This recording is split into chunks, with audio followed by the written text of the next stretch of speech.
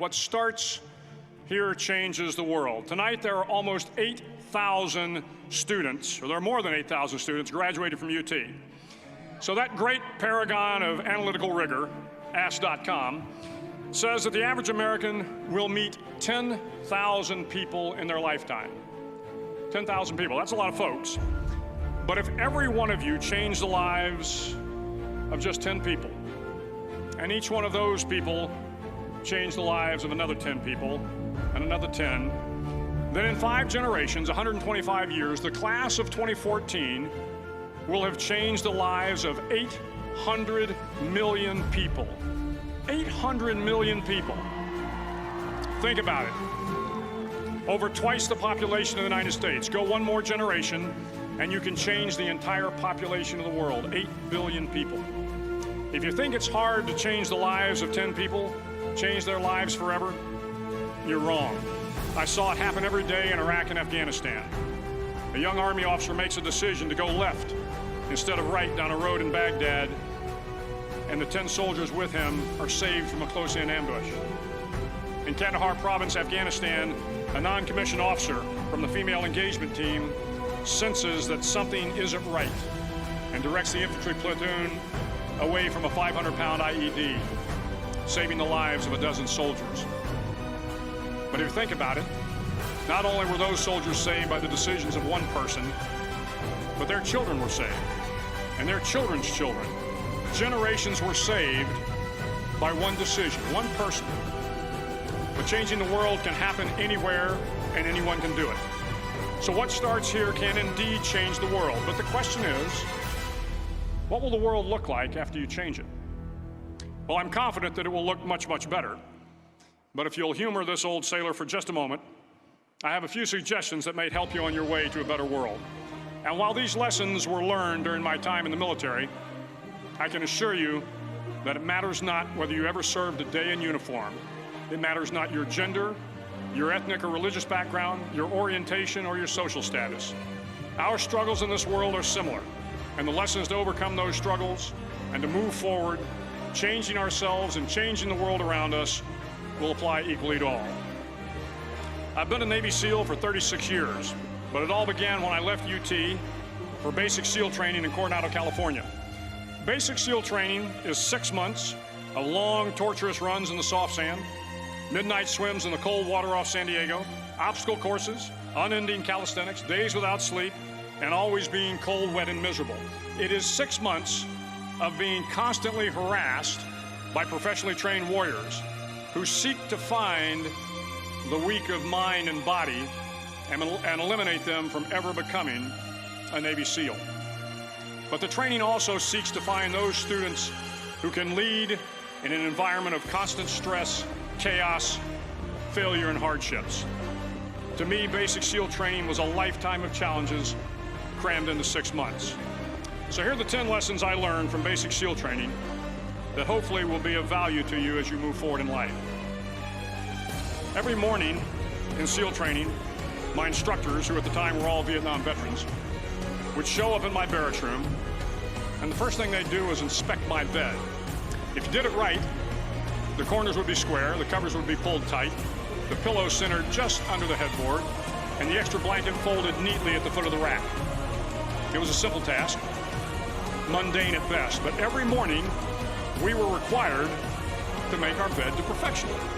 It seemed a little ridiculous at the time, particularly in light of the fact that we were aspiring to be real warriors, tough, battle-hardened SEALs. But the wisdom of this simple act has been proven to me many times over. If you make your bed every morning, you will have accomplished the first task of the day. It will give you a small sense of pride, and it will encourage you to do another task, and another, and another.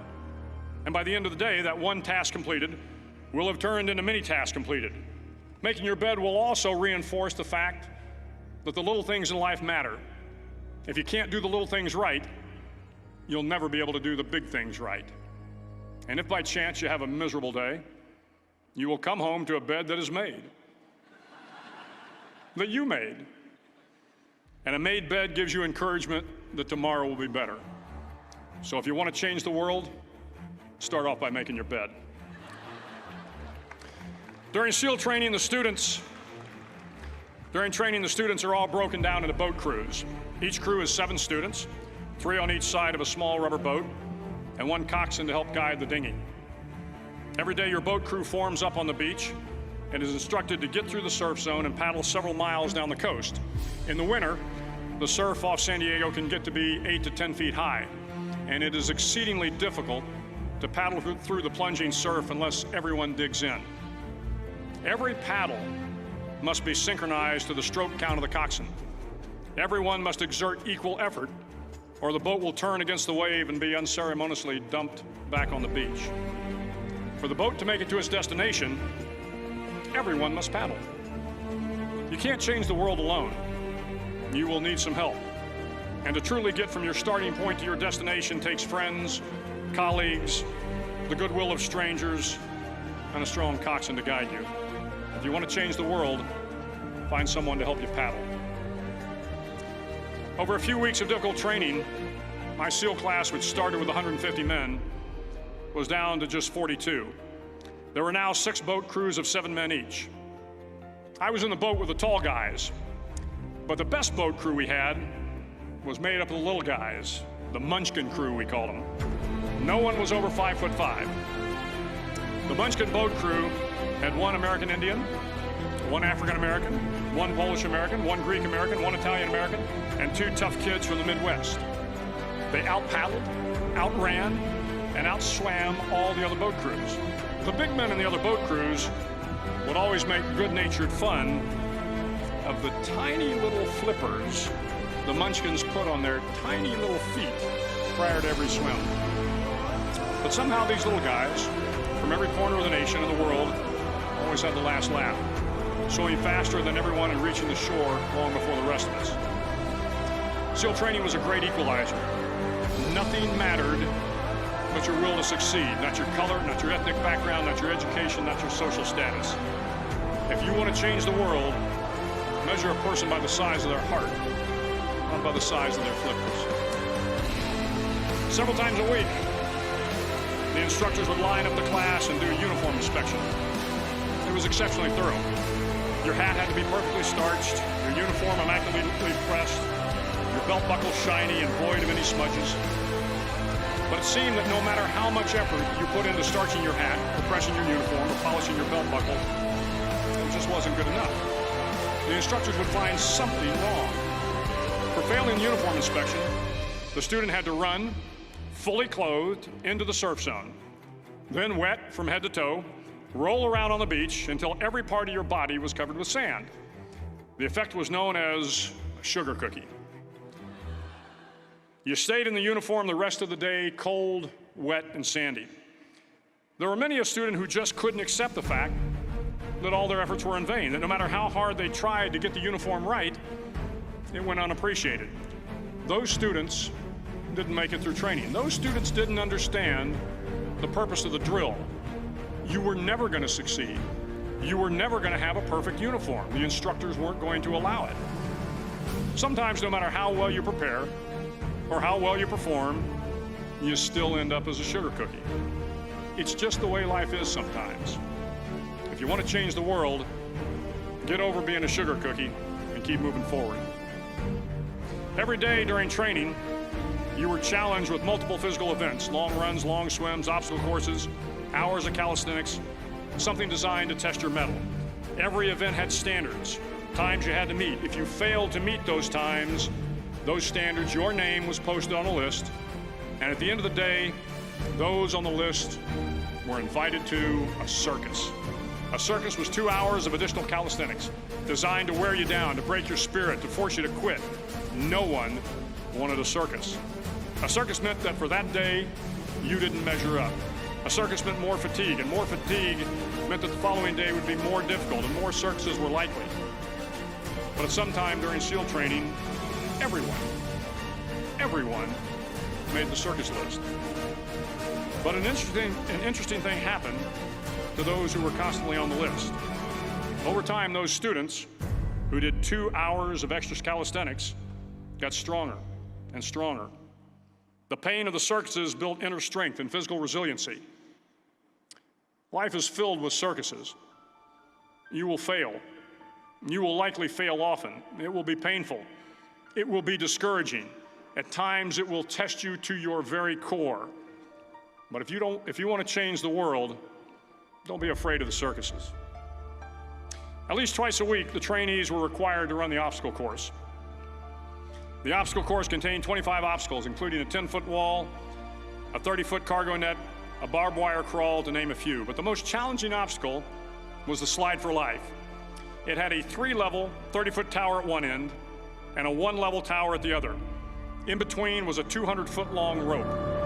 You had to climb the 3-tiered tower, and once at the top, you grabbed the rope, swung underneath the rope, and pulled yourself hand over hand until you got to the other end.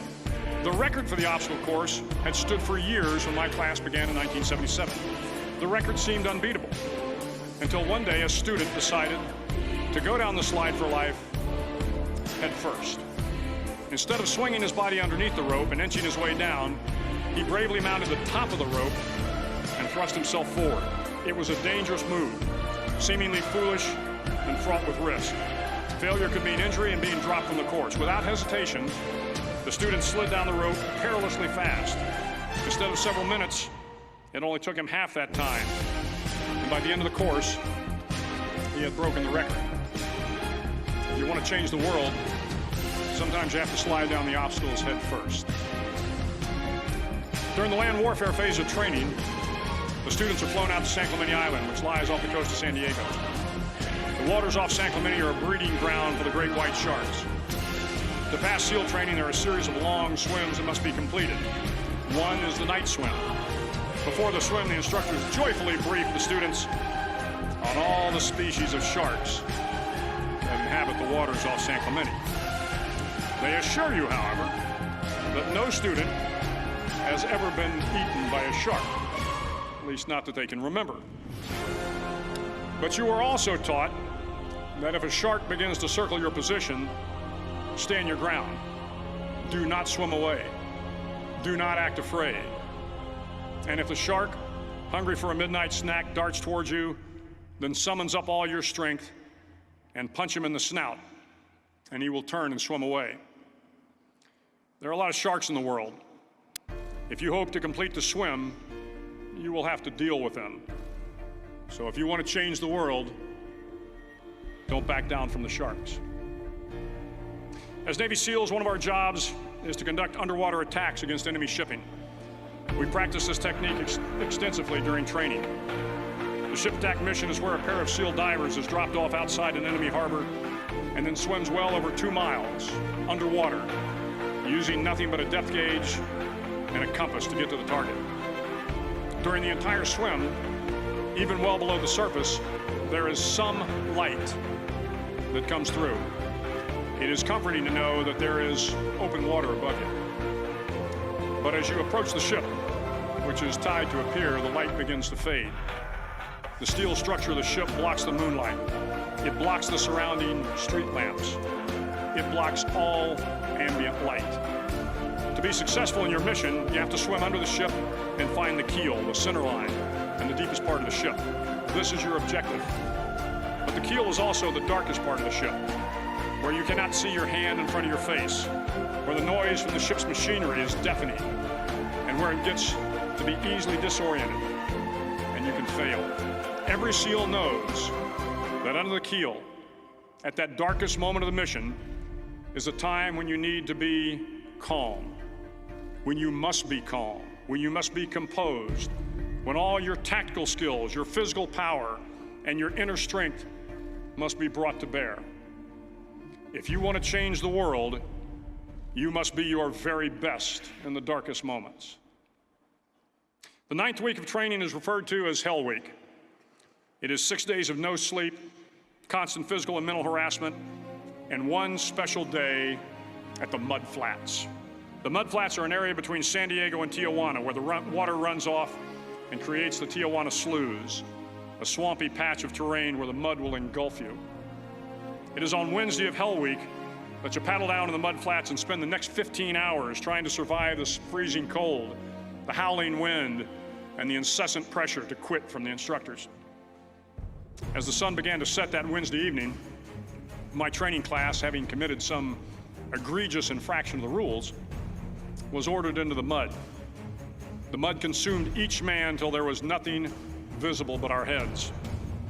The instructors told us we could leave the mud if only 5 men would quit. Only 5 men, just 5 men, and we could get out of the oppressive cold.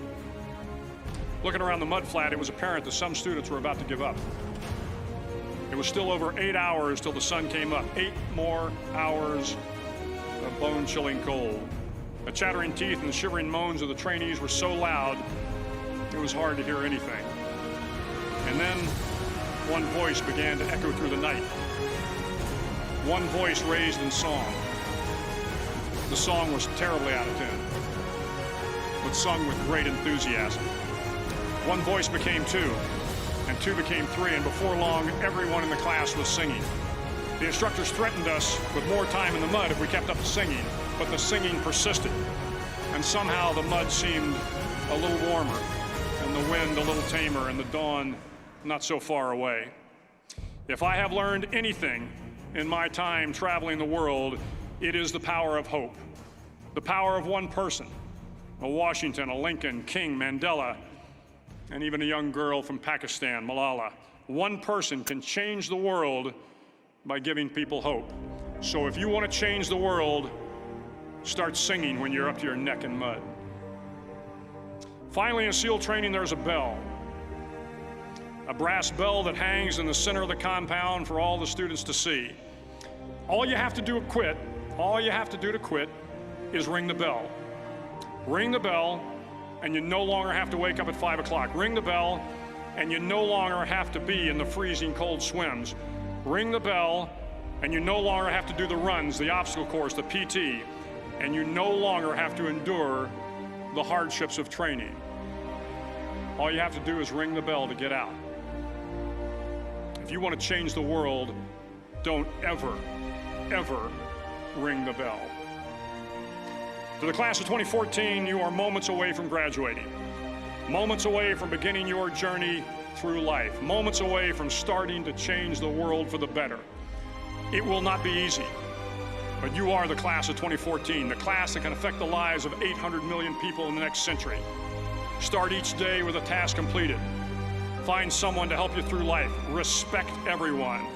Know that life is not fair and that you will fail often. But if you take some risks, step up when the times are the toughest, face down the bullies, lift up the downtrodden, and never, ever give up. If you do these things, the next generation and the generations that follow will live in a world far better than the one we have today. And what started here will indeed have changed the world for the better. Thank you very much. Hook 'em horns.